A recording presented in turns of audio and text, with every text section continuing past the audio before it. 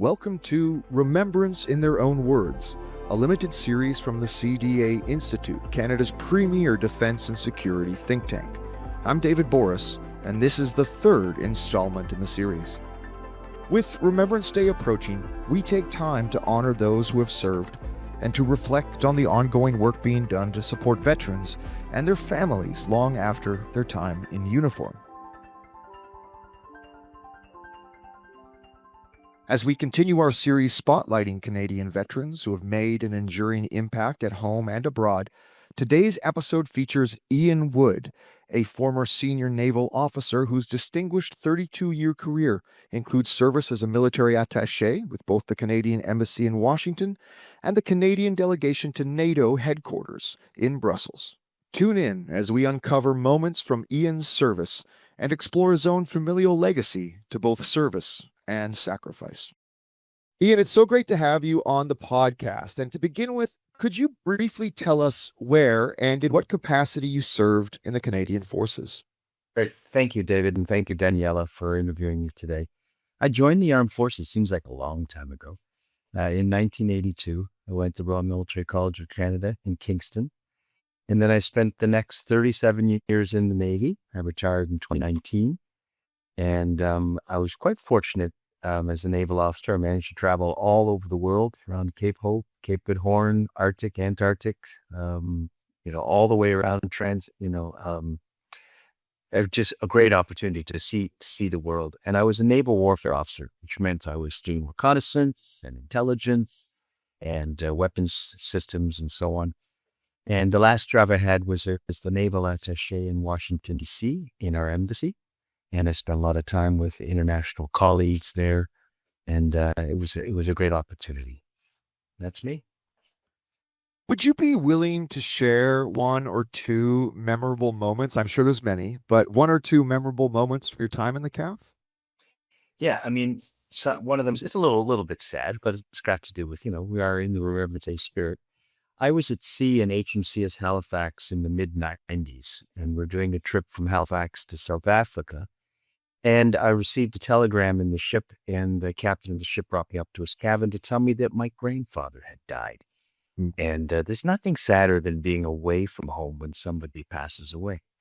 And so when I eventually got back from that trip and I was chatting with my mom and dad, I said to my dad, I was really sad that I wasn't able to be there for you at that time when your father passed away. And he said, don't worry, your grandfather would have been even happier to know that you're at sea, doing your duty in a far, far away place. And, he's watching you. So I felt bad initially, but then my father sort of put it in perspective. And that was a memorable occasion.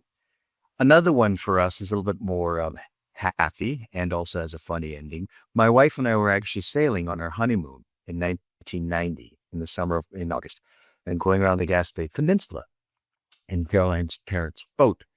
And that, of course, is when Saddam Hussein invaded Kuwait, and the Canadian Armed Forces put together a task group of ships and aircraft and helicopter, a medical hospital and headquarters.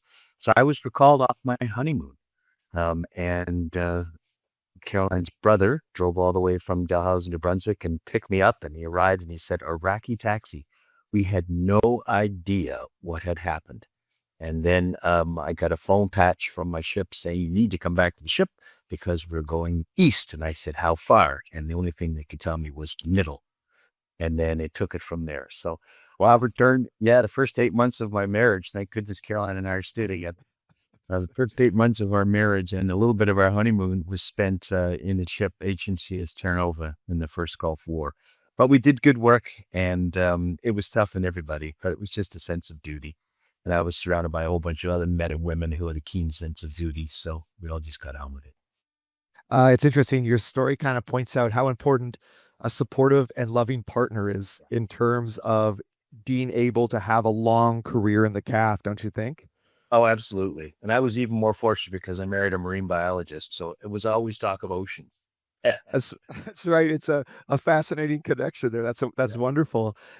As you know, we are, of course, approaching Remembrance Day. And for so many of us, those who served and those who are involved in the academic and intellectual world, studying the history of this, like myself, this day is always so heavy and it's a really thoughtful day, and I'd love to hear your thoughts on why you think Remembrance Day is important. Yeah, I put some thought into this morning, David and Daniela, and it kind of a new thought dawned on me. I guess that's a good idea of doing events like this with you guys. Something pops to the front of your mind. I often used to think about the past, my great grandfather, my grandfather, my uncle, all those people who served.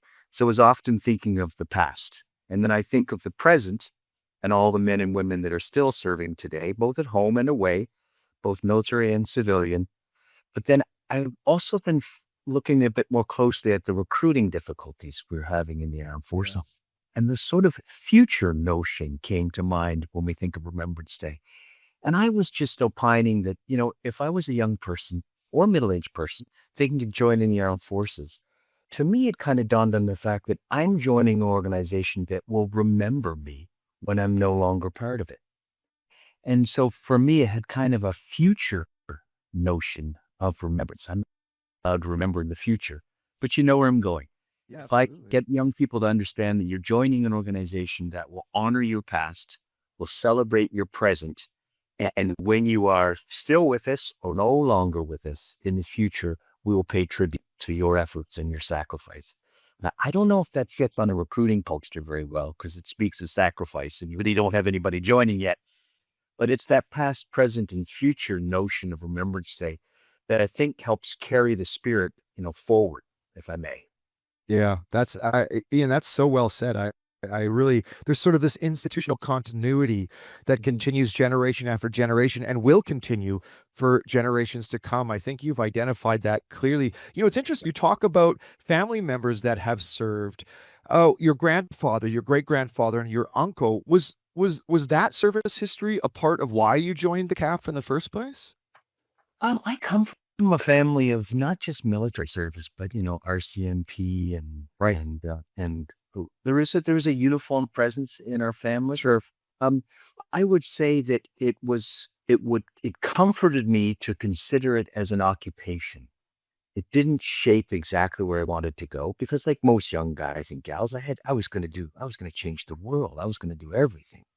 But I do think having an opportunity to speak to some of my father's peers about their time in service helped me sort of contextualize where I might fit, what I could possibly do. So it had an influence, but it wasn't a matter of simply, carrying the torch forward Right. because I was going to be a hockey star. Had all these plans. Yeah, absolutely. But I think really it helped me get the sense that I met some smart people who are doing this. And so I figured I'm not that smart, but smart enough. And but I had interesting story. If I could just do a little sort of band of brothers for you, go with me on this. Okay, so my great uncle Douglas was a member of the Argyll and Southern Highlanders, a Scottish regiment, and he was part of General Wavell's personal staff in the British Army when they went into Sicily. Okay, so he's in Sicily. He's part of my father's family. My mother's family, her brother was a sergeant in the Prince of Wales' own regiment from Kingston, Ontario. He was also in Italy, in Sicily, during that campaign. They probably crossed the Straits of Messina together, and they wouldn't know each other because, 40 years later, my mom and my dad would meet. That's amazing. And then we learned these two stories and realized that there already was a proximity in their lives to begin with.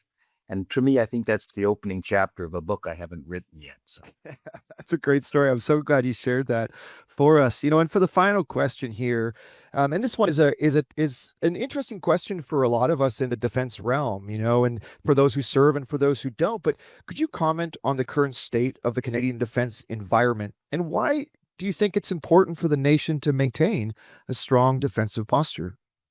well, you can see that. I mean, I was pretty proud to serve in the armed forces, but we always struggle. We always struggle with equipment and with gear and costing and funding.